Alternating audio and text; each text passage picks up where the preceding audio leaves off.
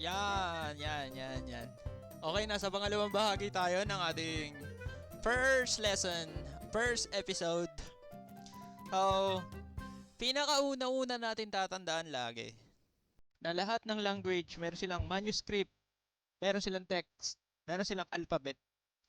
So, sa linguistics, tinatawag siyang phonetics. So, dito natin matututunan, magbabaybay tayo, magbabasa, magdidictate, magdidikta. Basta maging solid lang yung speaking natin. Kasi ito talaga yung pinaka na-miss, na-miss out ng ng lahat. Paano magsalita? So, parang ganito, makakapagsalita tayo ng ganito. 저는, 으, 이거, 나 말을 모르겠어. 나 진짜. 그런데, 나 인사해볼게. 잘 인사해볼게요. 안녕하세요. 제 이름은 아이반 씨입니다. 만나서 반갑습니다. Yung ganon. Di ba? Okay? Y- yun yung, yun yung pinaka kailangan.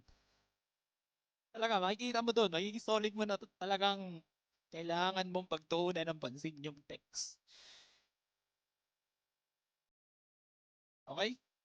So, sana susundan. Yan. Una na nating aaralin sa first episode natin ay Hangul. Ah, kaibigan. Hangul. Or the Korean alphabet. So, mamaya magkakaroon tayo ng brief context. Kung ano nga ba yun?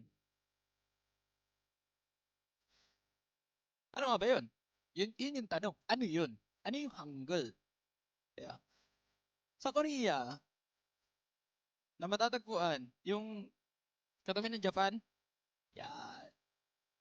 Tingnan naman natin dun sa mapa.